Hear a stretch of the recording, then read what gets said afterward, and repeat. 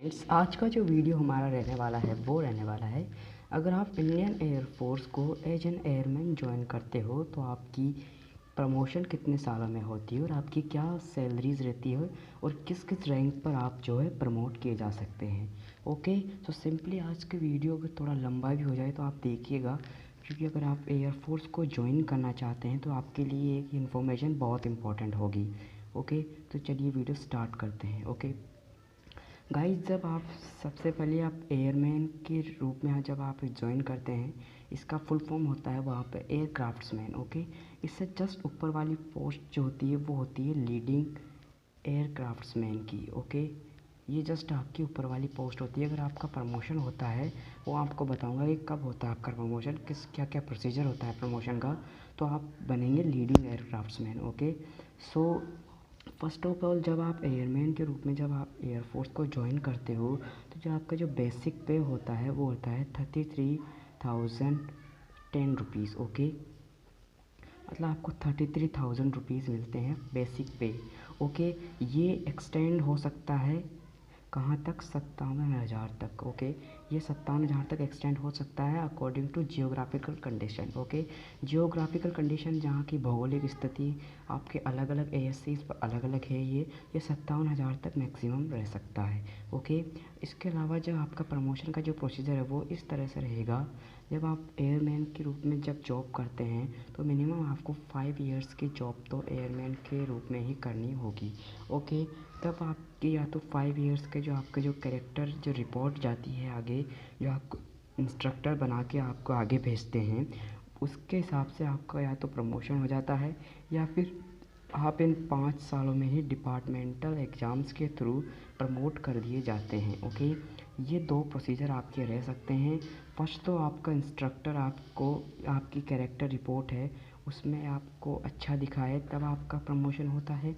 दूसरा, आपको departmental exams के थ्रू प्रमोट किया जाता है। ओके, ये दो प्रोसीजर रहेंगे आपका लीडिंग एयरक्राफ्ट्समैन बनने के। ओके, जब आप लीडिंग एयरक्राफ्ट्समैन बनते हैं तो क्या क्या आपका पे ग्रेड रहता है और उसके आगे वाली पोस्ट क्या क्या होती है उसके बारे में हम बात करेंगे। ओके, सेकंड पोस्ट आ गए आप लीडिंग एयरक्राफ्ट्समैन में। यहाँ पर आने में आपको कितना टाइम लगा, मिनिमम 5 इयर्स। ओके, आप लीडिंग एयरक्राफ्ट्समैन बन गए। इसका जो बेसिक पे होता है वो होता है 38,000 रुपीज़। ओके, ये लीडिंग एयरक्राफ्ट्समैन का 38,000 रुपीज़ होता है। ये एक्स एंड वाई ग्रुप दोनों के लिए होते हैं। ये जो मैं पोस्ट बता रहा हूँ ये पर्टिकुलरली या तो एक्स या वाई ग्रुप के लिए नहीं है, ये दोनों के लिए ही है पोस्ट। ओके, तो आप निश्चिंत हो जाइए कि आप एक्स ग्रुप के हैं या वाई ग्रुप के। ओके, टेक्निकल अलाउंस और नॉन टेक्निकल अलाउंसेस अलग होते हैं। उसके अलावा भी एक तो डोमेस्टिक अलाउंस आपको मिलता है जिसे डीए बोलते हैं, और एक ट्रैवलिंग अलाउंस आपको मिलता है जो टीए बोलते हैं। वो आपके बेसिक पे से मतलब जुड़ के आता है, वो ऐड होता है। ओके, इसके अलावा जो आपके जो पेंशन के लिए पैसे हैं वो भी इसमें से आपके काटे जा सकते हैं। ओके, तो ट्रैवलिंग अलाउंस और डीए को अपन नहीं गिन रहे हैं। ओके, तो जब आप लीडिंग एयरक्राफ्ट्समैन बन जाते हैं तब आपका जो बेसिक पे रहेगा वो 38,000 रुपीज़ रहेगा, जो कि एक्सटेंड हो सकता है फिर से अगेन 57,000 तक। ओके, इसके अलावा जब आप इसमें लीडिंग एयरक्राफ्ट्स के रूप में भी 3 साल की सर्विस कर लेते हैं तो वही अगेन वही प्रोसीजर रहता है, या तो आप आपके कैरेक्टर के थ्रू आप प्रमोट किए जाते हैं। ओके, या फिर वही डिपार्टमेंटल एग्ज़ाम्स के थ्रू आप प्रमोट किए जाते हैं। इसमें आपको मिनिमम 3 इयर्स की सर्विस करना कंपल्सरी है। ओके, इससे आगे वाली जो पोस्ट आती है उसका नाम है कारपोरल। ओके, तो आप एयरमैन बन गए, एयरक्राफ्ट्समैन बन गए, लीडिंग एयरक्राफ्ट्समैन बन गए, और आपको जो 8 ईयर्स की जो सर्विस करने के बाद में या तो आप डिपार्टमेंटल एग्ज़ाम्स के थ्रू या फिर आपके इंस्ट्रक्टर की कैरेक्टर रिपोर्ट के थ्रू आप बन गए कारपोरल। कारपोरल का जो बेसिक पे होता है वो होता है 42,000 रुपये। ये तो आपको मिलेंगे ही मिलेंगे।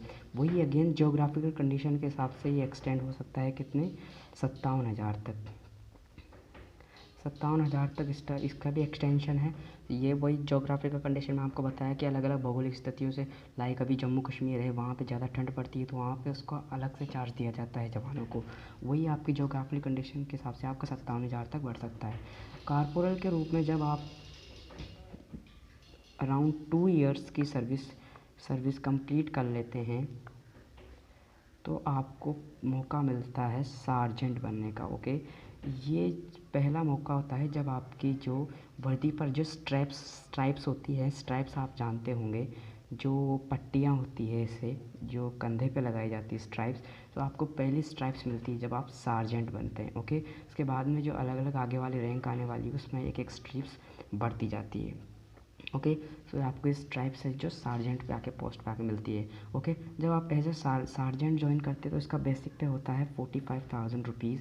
ओके, 45,000 रुपीज़ का बेसिक पे है, यही एक्सटेंड हो सकता है कितना 59,000 रुपीज़ तक। वही अगेन जोग्राफिकल कंडीशन, जब आप सार्जेंट के रूप में भी अपने सर्विस के 3 साल पूरे कर लेते हैं तो आपको मौका मिलता है बनने का जूनियर वारंट ऑफिसर, जिसे JCOB आप कह सकते हैं, जूनियर कमीशन ऑफिसर।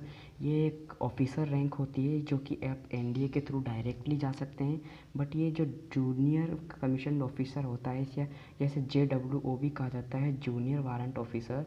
ओके, ये आपको 3 ईयर्स के सार्जेंट के रूप में काम करना पड़ेगा। तो या तो आप करेक्टर रिपोर्ट से या डिपार्टमेंटल एग्ज़ाम्स के थ्रू आप JCO की पोस्ट पर जो है वो प्रमोट कर दिए जाते हैं। ओके, JCO एक ऑफिसर रैंक होती है जो आपको फर्स्ट ऑफिसर रैंक होती है।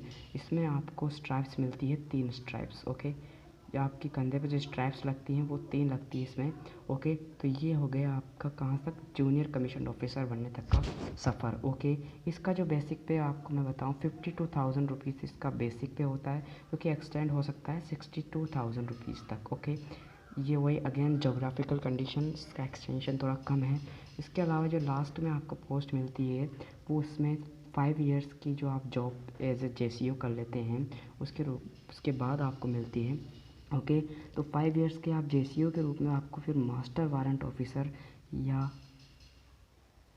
CO कमीशन्ड ऑफिसर बनने का मौका मिलता है एयरफोर्स में, जो कि फिर अगेन NDA से डायरेक्टली कमीशन्ड ऑफिसर बनने का आपको मौका मिलता है। ओके, तो आप मास्टर वारंट ऑफिसर या कमीशन्ड ऑफिसर के बाद 5 ईयर की सर्विस करने के बाद आप बन जाते हैं। इसका जो बेसिक पे होता है वो होता है 62,000 रुपीज़ का। इसमें एक्सटेंशन बहुत ज़्यादा होता है, ये आपको 1 लाख रुपीज़ तक का एक्सटेंशन इसमें मान्य होता है। आपको जो हाईएस्ट सैलरी मिल सकती है इसके अंदर वो 1 लाख रुपीज़ है, और जो मिनिमम सैलरी मिलेगी वो 62,000 रुपीज़ है। ओके, ये आपका हो गया कमीशन ऑफिसर का तक का सफ़र। अब मान लीजिए बाई चांस आप ना तो करेक्टर रिपोर्ट से और ना ही आप किसी डिपार्टमेंटल एग्ज़ाम्स के थ्रू एयरमैन से अगर आप प्रमोट नहीं हो पाते हैं तो आपको सिंपली 15 इयर्स की सर्विस के बाद आपको रिटायरमेंट लेना पड़ता है। ओके गाइस, ये नॉइस से आप अवॉइड कीजिएगा।